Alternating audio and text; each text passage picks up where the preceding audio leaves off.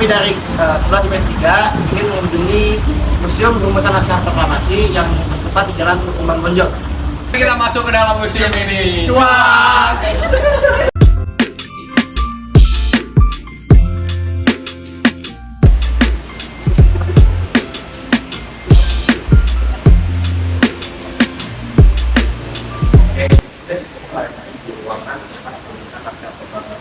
Ini bisa dilihat nih ada Bung Karno, Bung Hatta sama Mas Subarjo sedang berunding.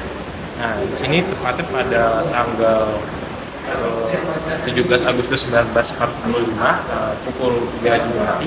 Jadi mereka duduk melihat meja ingin merumuskan naskah proklamasi. Nah, ini juga Soekarno menyiapkan draft naskah proklamasi ini bisa dilihat.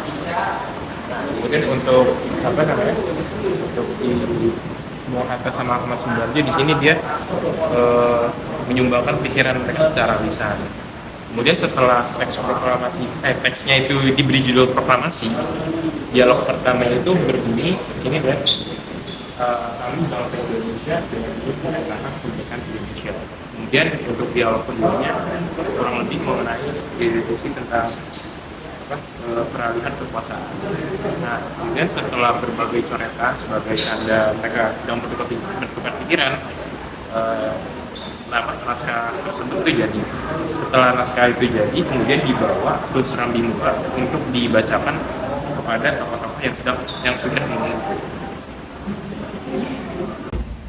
Nah, untuk selanjutnya teman-teman, sebelum naskah proklamasi ditulis dan disahkan, tepatnya pada tanggal 16 Agustus 1945 telah terjadi pertemuan antara Insinyur Soekarno, Muhammad Hatta, dan Ahmad Subarjo di Laksamana Muda Tadashi Maeda.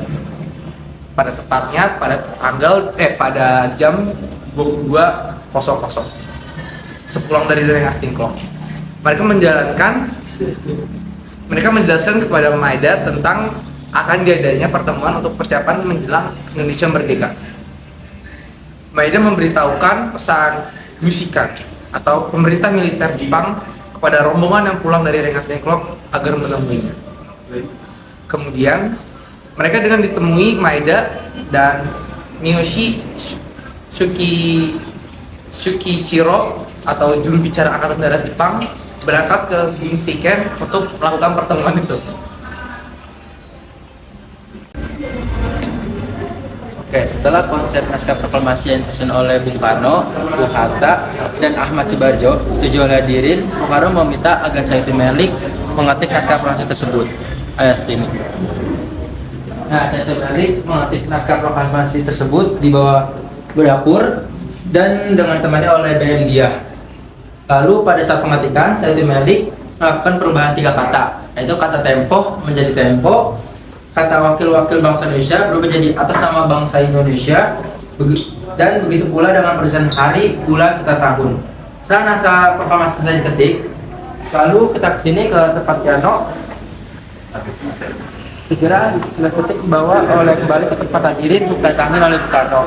Bung Karno dan Bung Hatta menandatangani naskah proklamasi tersebut di atas piano yang terdapat di bawah tangga ruangan ini. Di sini Bung Karno menulis naskah dan menandatangani ya. Oke, jadi di sini ada reklame tentang pengesahan naskah proklamasi. Jadi isinya tuh tentang proses pengesahan naskah proklamasinya. Di sini bisa dilihat ada di mana Supardi mengatakan bukan semua yang hadir di pertemuan ini harus menandatangani, tapi cuma 2 orang saja yang menandatangannya atas nama rakyat Indonesia, yaitu Soekarno dan Hatta. Nah, setelah kita selesai di lantai 1, mari kita lanjut ke lantai 2.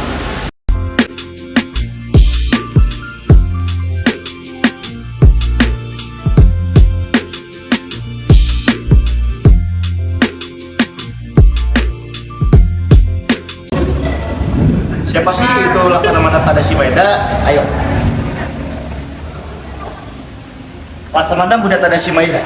Laksamana Muda Tadashi Maeda lahir di Kagoshima, Jepang tahun 1898. Selama masa kependudukan Jepang di Indonesia, beliau menjabat sebagai Kepala Penghubung Angkatan Laut dan Angkatan Darat Tentara Kekaisaran Jepang. Pada tanggal 16 sampai 17 Agustus tahun 45, beliau mengizinkan Bung Karno dan tokoh-tokoh pergerakan Indonesia untuk mempergunakan rumah dinasnya di Jalan Imam Bonjol 1 ini sebagai tempat mengangkat rumusan naskah proklamasi. Nah, sekarang itu kita ada di ruangan yang menyimpan beberapa koleksi dari tokoh-tokoh rumusan naskah proklamasi. Di sini itu ada Daster dan Kepala punya I Gusti Ketutpuja, lalu ada koleksi milik Hamdan, ada Arloji, dan ada kacamata merek Rodenstock Markus. Lalu ada topi dari punya Dr. Supomo dan ada bendera merah putih. Bendera dibuat oleh Ibu Henriette Caroline atau istri dari Bapak Johannes Katurari yang dikibarkan di rumahnya Jalan Serang nomor 5, Jakarta Pusat tanggal 17 Agustus tahun 1945. Lalu di sini itu ada beberapa lencana dari punya Sutarjo Karto di Kusumo. Lalu sini ada beberapa pakaian juga, beberapa pakaian milik Gusti Ketutpuja. Lalu ada pakaian dari Anang Abdul Hamidan. Lalu di sini ada beberapa penjelasan dari tokoh-tokoh kemerdekaan.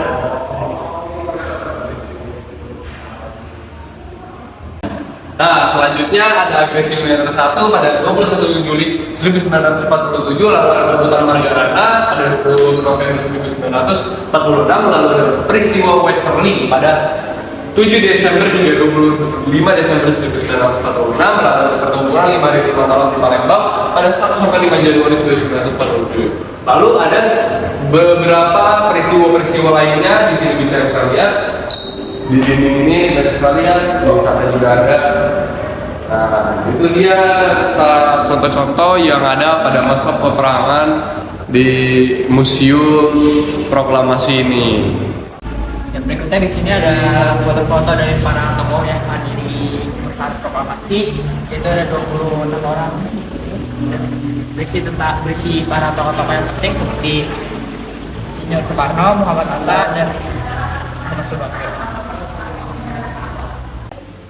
Sekian vlog pada sore hari ini, kita udah jalan-jalan di Museum Proklamasi Balik Pagenang. Kali pamit diri. Wassalamualaikum warahmatullahi wabarakatuh. Waalaikumsalam. Ganteng dong, nggak ke museum.